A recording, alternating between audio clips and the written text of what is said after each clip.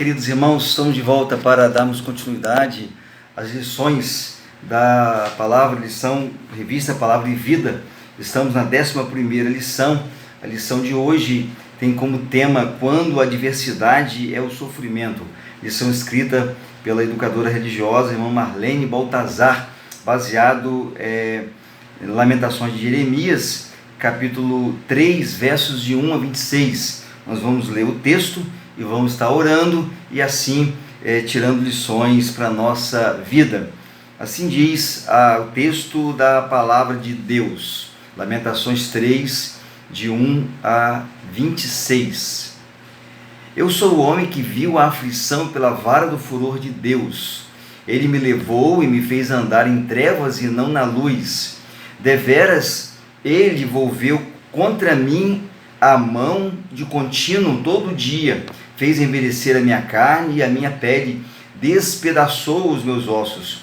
Edificou contra mim e me cercou de veneno e de dor, fez-me habitar em lugares tenebrosos como os que estão mortos para sempre.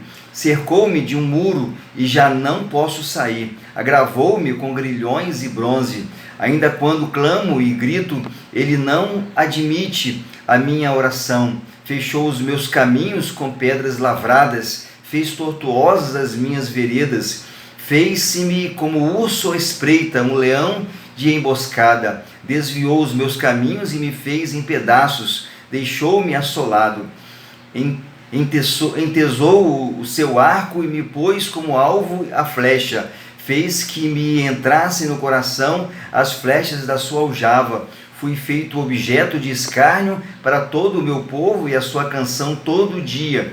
Fartou-me de amarguras, saciou-me de absinto, fez-me quebrar com pedrinhas de areia os meus dentes, cobriu-me de cinza, afastou a paz de minha alma, esqueci-me do bem. Então disse eu, já pereceu a minha glória, como também a minha esperança no Senhor. Lembra-te da minha aflição e do meu pranto, do absinto e do veneno. Minha alma continuamente os recorda e se abate dentro de mim. Quero trazer à memória os que pode dar esperança. As misericórdias do Senhor são a causa de não sermos consumidos, porque as suas misericórdias não têm fim, renovam-se cada manhã, grande é a sua fidelidade. A minha porção é o Senhor, diz a minha alma, portanto esperarei nele. Bom é o Senhor para os que esperam por ele, para a alma que o busca. Bom é agradar a salvação do Senhor, e isso em silêncio. Aí está o texto de Jeremias, Lamentações de Jeremias, capítulo 3, versos de 1 a 26, e vamos então desenvolver quando a adversidade é o sofrimento. Vamos orar e assim compartilhar a lição para os queridos irmãos e amigos. Muito obrigado, Deus, pelo privilégio que temos de falar contigo e que o Senhor possa estar nos conduzindo nesse momento e abrindo a mente, o coração, para que cada um possa aplicar na sua vida a tua palavra. Pedimos e agradecemos em nome de Jesus. Amém. Meus irmãos, meus amigos, esse texto é bem interessante, bem intrigante. É um texto em que o povo de Deus é convidado a reconhecer o seu pecado. O povo sofre considerando o seu pecado. Nós sabemos que nem sempre o sofrimento se dá mediante ao pecado, né? Em algumas circunstâncias da vida nós sofremos, nós passamos, e não necessariamente por causa do pecado. Por exemplo, estamos passando essa pandemia, pode ser ou não pelo pecado do povo. E aqui o texto nos traz as palavras reconhecidas do profeta Jeremias, e a gente então deve tirar lições práticas para a nossa vida. Logo no início aqui da introdução, vem uma narrativa do acontecimento lá em Beirute, quando a cidade foi surpreendida com uma explosão. Foi feito o alerta, as autoridades tinham avisado, mas as pessoas não deram ouvidos. Então a capital do Líbano, deixando mais de uma centena de mortos, mais de 5.000 feridos e mais de 300.000 desabrigados. apesar de toda o aviso, apesar de toda a orientação. Não diferente com o povo de Deus, não diferente com Jerusalém, tinha sido avisado que iria ser destruído considerando o seu pecado. O estudo de hoje vai tratar exatamente disso, do sofrimento como resultado da desobediência, a desobediência a Deus pelo reino de Judá. Com base no texto que nós lemos, e eu gostaria que vocês junto conosco tirassem lições práticas. Esse texto, como eu já disse, há um acordo, uma concordância que foi escrito pelo próprio Jeremias, pelo próprio profeta Jeremias, e traz então a informação da destruição do povo pela Babilônia, traz o tempo em que o povo foi levado cativo devido ao seu pecado, devido à desobediência a Deus.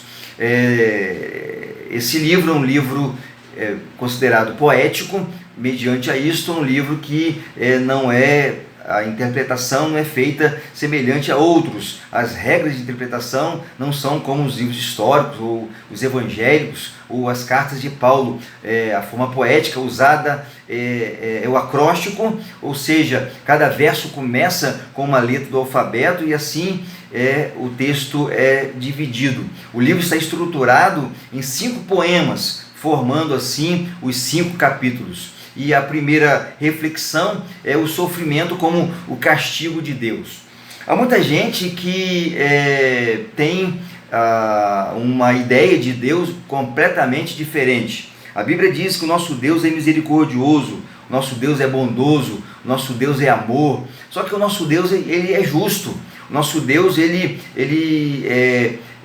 aquele que o desobedece sofre as consequências de sua desobediência.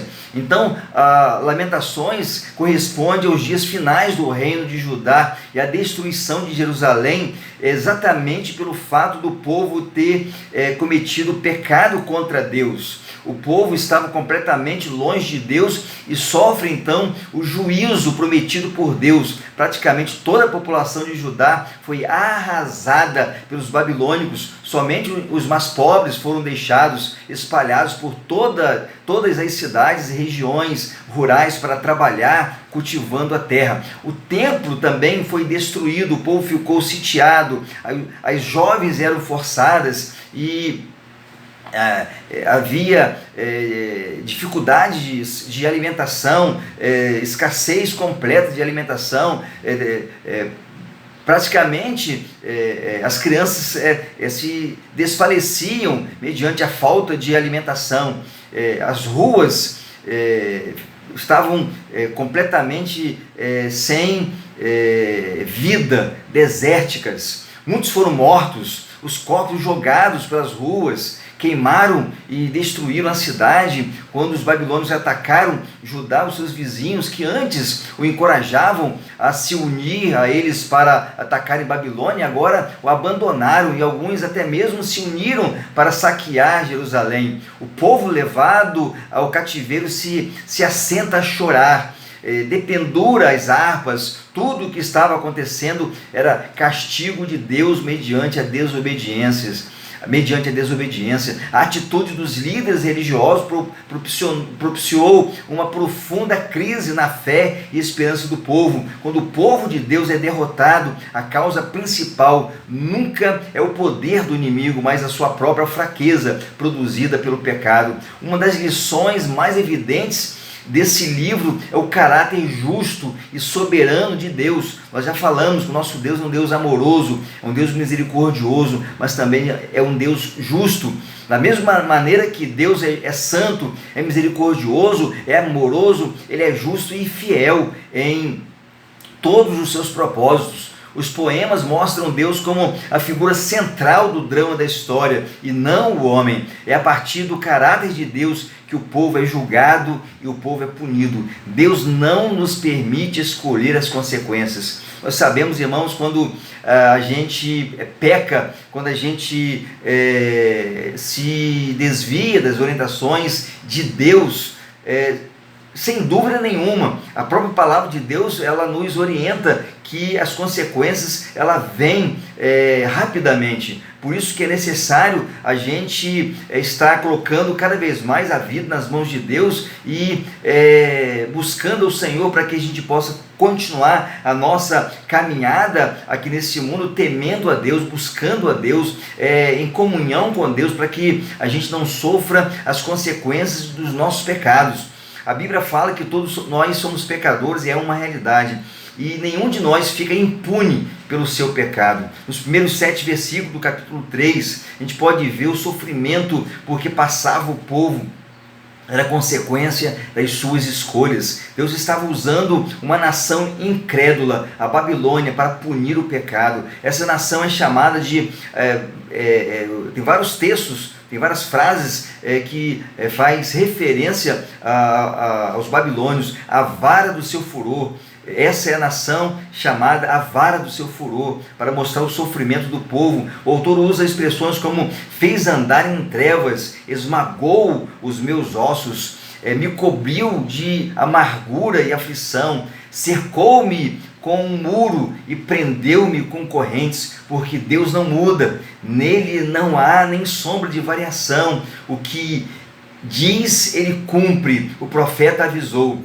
Assim como vimos no início da introdução dessa lição, aquela cidade que foi avisada que aquela composição química poderia explodir, e assim também o profeta avisou ao povo de Deus que não deveria continuar no seu pecado, e com certeza sofreu as consequências do seu pecado. Os judeus acreditavam na cidade perene, porque Deus havia feito promessa da segurança e da indestrutibilidade da cidade de Jerusalém. Será que Deus falhou?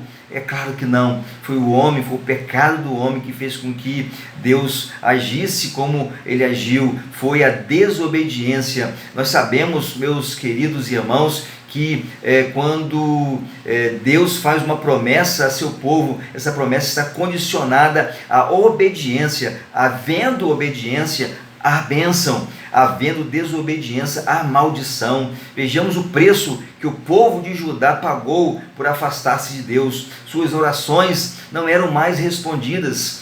O texto nos diz no versículo 8: mesmo quando grito e clamo por socorro, ele ignora a minha oração. Também podemos ver Isaías 59, 1 e 2, quando declara: a mão do Senhor não está encolhida para que não possa salvar, nem os seus ouvidos estão surdos para que não possa ouvir, mas as vossas maldades fazem separação entre vós e o vosso Deus, e os vossos pecados esconderam o seu rosto de vós, de modo que não vos ouve. O entendimento do povo que houve abandono. O texto diz, versículo 11, me despedaçou e me abandonou. Na realidade, foi por causa do pecado. Na realidade, foi por causa da desobediência. Ainda, o versículo 14 diz que o povo teve vergonha, transformou-me em alvo de zombaria para todo o seu povo e para as suas canções o dia todo. A vergonha, nós sabemos que é um sentimento que ocorre quando a pessoa vê seus valores são negados por um ato errado. Se eu passo minha vida pregando integridade, verdade, de repente faço algo que contraria a minha pregação, passo a sentir vergonha e ser motivo de escárnio. Foi exatamente o sentimento que o povo desobediente, o povo judeu, teve naquele tempo.